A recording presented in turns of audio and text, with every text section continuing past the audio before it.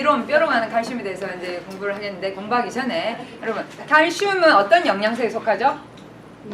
미네랄. 한국말로는 무기질, 그렇죠? 무기질이라는 것은 동물과 사람을 이렇게 사람 화장을 하고 동물을 태우죠, 그렇죠? 했을 때에 남는 뭐 쟤를 무기질, 미네랄이라고 하죠, 그렇죠? 그래서 실제로 사람이 한 사람을 돌아가시고 난 다음 화장을 하면 조그마한 요만큼 남죠.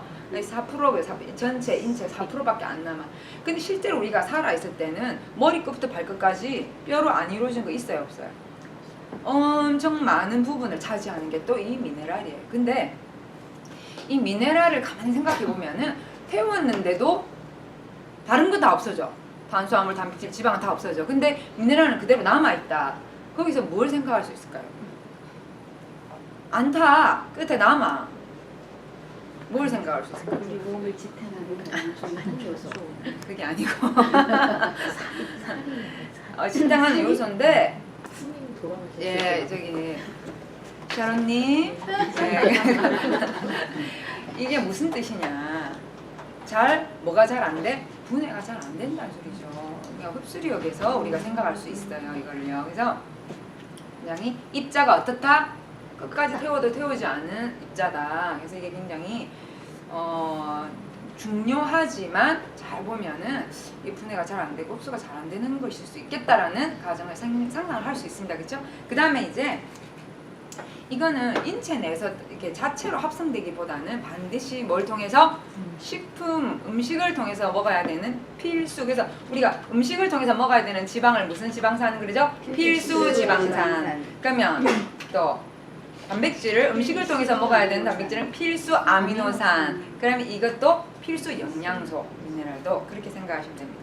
그래서 중요한데 이게 칼슘이 우리나라의 그 지금 식품 영양 보고에 따르면은 우리나라 국민이 한국 사람이 가장 부족한 영양소 1위가 뭔지 아세요? 칼슘이에요. 그러면 미네랄이 칼슘이가 아니요. 미네랄은 칼슘을 포함한 여러 가지 영양소를 가지고 있는데 칼슘이 미네랄이죠. 그렇죠? 그 말은 무슨 말이냐면은 미네랄이라고 하는 영양소 안에 뭐가 들어있다고? 칼슘이 들어있는데 대신에 이 칼슘은 미네랄에서 엄청난 다량의 미네랄을 차지한다. 그래서 다량과 미량이 있거든요. 근데 여기서 칼슘은 다량에 속하는 거예요. 예를 들어서 아연이라든지 뭐 붕소라든지 뭐 이런 철 이런 거는 뭐에 속하냐면은 여기에 속해요. 근데 칼슘이 다량의 미네랄에 속하는데 우리 인체에서 가장 많은 미네랄의 그 프로테이지를 차지하는 것이 뭐다고? 칼슘이에요. 굉장히 중요합니다. 그래서 식사에서 지금 많이 부족하다고 했는데 이 칼슘이 왜 중요하냐? 많은 분들이 칼슘 이러면은 뭐부터 생각해요? 뼈부터 생각하죠, 그렇죠? 근데 칼슘의 99%는 인체 안에서 뼈와 그다음 치아 있죠, 치아. 이 이빨에 존재합니다. 근데 1%가 혈액과 림프에 존재해요. 혈액과 림프에 1%가 존재하는데 중요한 건 뭐냐? 이 1%가 하는 역할이 어마어마하게 많다는 거예요.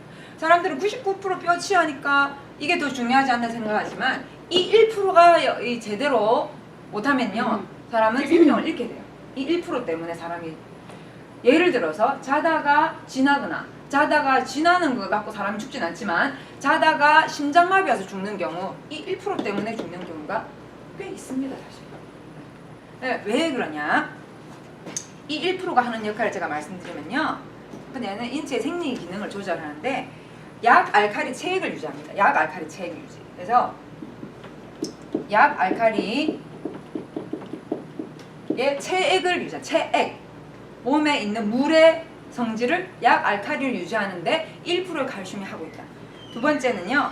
신경작용에 굉장한 영향을 미치는 신경에 굉장히 영향을 미치고 불면증이 있는 사람들 있죠. 거의 칼슘이 부족한 경우가 참 많아요. 그 다음에 세 번째 근육의 수축위완. 제가 그러죠. 주무실 때 심장마비로 돌아가시는 분 중에 심장 주변에 혈관에 문제가 없는데 갑자기 심장이 마비가 됐어. 근육 수축위완 때문에 그런 경우가 굉장히 많습니다. 왜요? 심장도 뭘로 돼 있어요? 근육으로 이제 심근경색 들어보셨죠? 그게 무슨 말이에요? 우리가 심장마비 이걸 심근경색으로 돌아가실 때 얘기하잖아요. 근데 이 심근경색이라는 게 뭐냐면 심장 근육이 경직이 되어서 빳빳하게 굳어서 돌아가시는 걸 심근경색이라 하거든요. 그거를 얘기하는 거예요. 그렇게. 그리고 자다가 근육이 수축될 때 우리가 느끼는 게 뭐예요? 아, 지 온다. 그거예요. 네. 그래서 칼슘이 부족할 때 이런 게 많고, 그 다음에 네 번째는 고혈압과도 굉장히 밀접한 연관이 있다. 고혈압. 그래서 혈압하고도 밀접한 연관이 있고, 다섯 번째, 예, 비만과도 비만. 칼슘하고 비만이 연관이 있었네. 예, 연관이 있습니다. 동맥경화하고도 연관이 있어요. 동맥경화. 사실은 칼슘이 부족하면은 실제로 150까지 병이 온다고 제가 지난번에 말씀드렸죠, 그죠? 그 중에 지금 우리가 흔히 보는 대표적인 질병들을 얘기하고 있는 거예요. 그 다음에 오늘 7가지만 말씀드릴게요. 대표적 7가지를 말씀드리면요. 그 다음에가 뭐냐면 스트레스 조절. 스트레스 조절 잘 안 돼가지고 어떻습니까? 사람은 그죠? 태어나면 다 스트레스 받아요. 조그만 아기부터 나이 드신 어른애까지 스트레스는 다 있어. 근데 그 스트레스 조절을 이 칼슘이 굉장히 많이 도와주거든요. 특히 그 칼슘이 도와줄 때 주로 어느 기관이 활동하냐면은 갑상선이 활동을 하게 됩니다.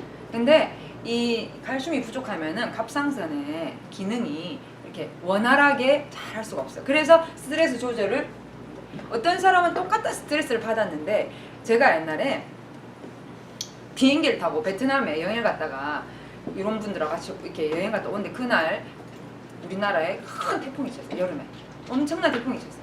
그래가지고 막 비행기가 진짜 그야말로 막 올라갔다 내려갔다 흔들리고 그 제가 이때까지 탄 비행기 중에 제일 심했어요. 그 비행기가 이거 뭐야 이거 하시는 분들 예 플라이 어텐던트 그죠? 그분들이 이거 서빙하다가 그게 확 넘어졌어요. 그 정도로 심했어요. 이때까지 그런 거 보셨어요? 나는 제가 옛날에 저 오스트레일리아 주변 갈 때 한번 막 이렇게 한 적이 있었어요. 그렇지만 그 정도는 아니었거든요. 근데 그게 물이 쏟아지고 그렇게 하는 거는 그 비행기가 체험했는데 엄청난 스트레스죠. 죽음의 공포니까요. 엄청난 스트레스죠. 왜냐면 막 태풍이 부는데 그래서 결국에는 그 비행기가 돌아가지고 그 진짜 비행사가 있잖아요. 굉장히 베테랑이었어요. 그래가지고 그 파일럿이 어디로 해요? 저 일본 해로 돌아가지고 원래 길로 안 가고 돌아서 우회해서 갈 정도로 심했어요 그때.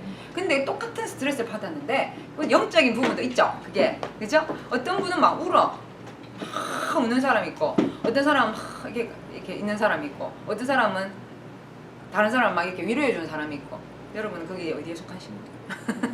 그러니까 그런 경험을 내가 당했을 때 나는 어떻게 할까? 참 했는데 똑같은 스트레스가 왔을 때 그죠? 그때 갑상선이 막 일을 하거든요.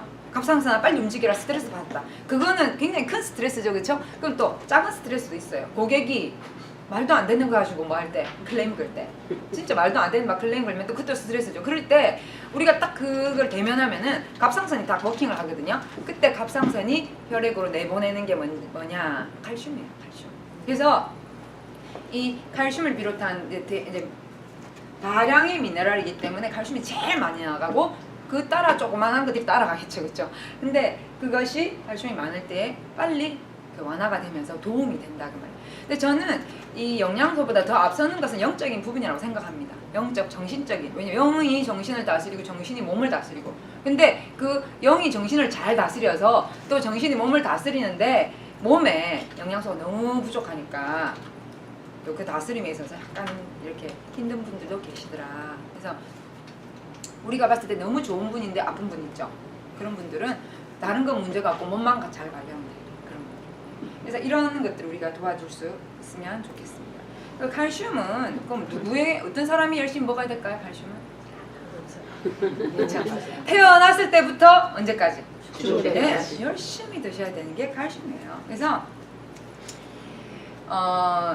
한국인 청소년을 검사를 해보니까 한국인 청소년뿐만 아니라 미국 애들도 다 마찬가지 해보니까 아이들 몸에 동물성 단백질하고 나트륨은 기준치 이상이고 칼슘은 턱없이 부족하다고 나왔어요. 뭐가? 동물성 동물성 단백질, 그 다음에 인, 그 다음에 뭐 나트륨. 나트륨. 딱 생각하니까 뭐 딱 생각납니까? 햄버거 콜라네.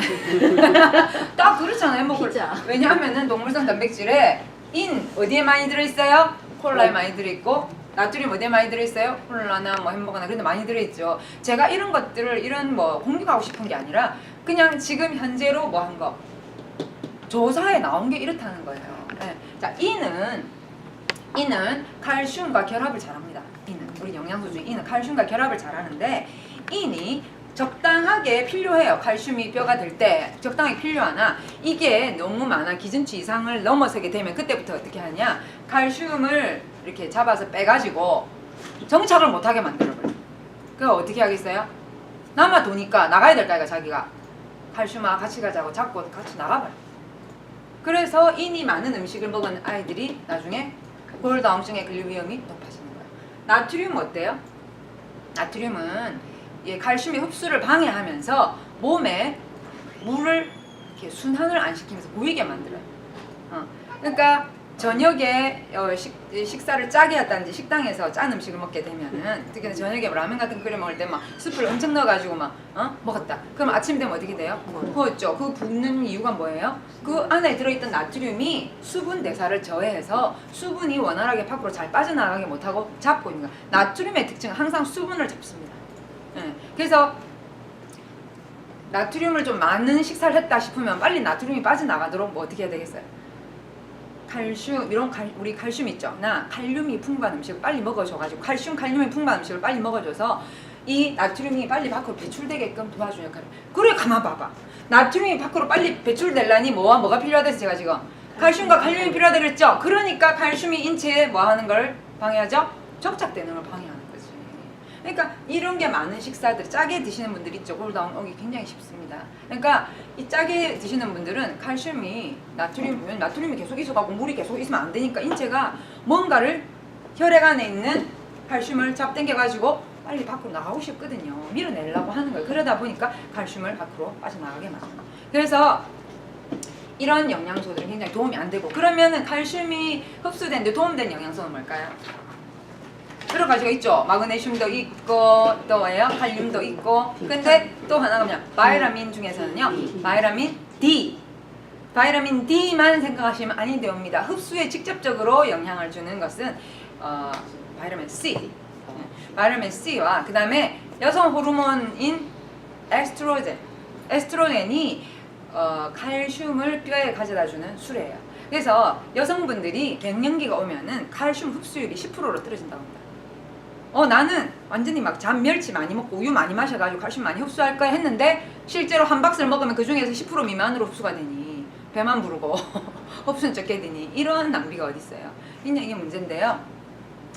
그 사람의 위가 있고 장이 있으면 이 위에서 칼슘과 철 이런 미네랄들을 흡수하기 좋은 상태로 뭐 합니까? 조제를 하거든요, 위에서. 근데 이 위가 나쁜 사람들은 조제가 잘 안 된 상태에서 이렇게 내려가게 돼서 이쪽에서 흡수를 해야 되는데 흡수가 잘 안 되게 만드는 역할을 하는 게 위장상. 그래서 우리가 위상이 안 좋은 사람, 장상이 안 좋은 사람이 빈혈도 잘 오고 뭐예요? 골다공도 잘 걸리는 이유가 바로 그런데 똑같이 먹어서 저 사람하고 나하고 근데 항상 저 사람은 똑같이 먹는데 똑같이 먹는 사람이 어떤 사람은 건강하고 그죠? 비놀도 안 걸리고 골다공증도 없는데 왜 나만 이래? 그런 사람 있죠. 그 이유는 뭐예요? 다 이런 이유가 있는 것입니다. 그래서 이런 것들 생각해봐야 되고요. 성장기 아이들은 말할 필요도 없고 청소년들도 요즘에 이런 것들을 많이 먹기 때문에 칼슘이 많이 필요하고 중년 여성은 뭐예요?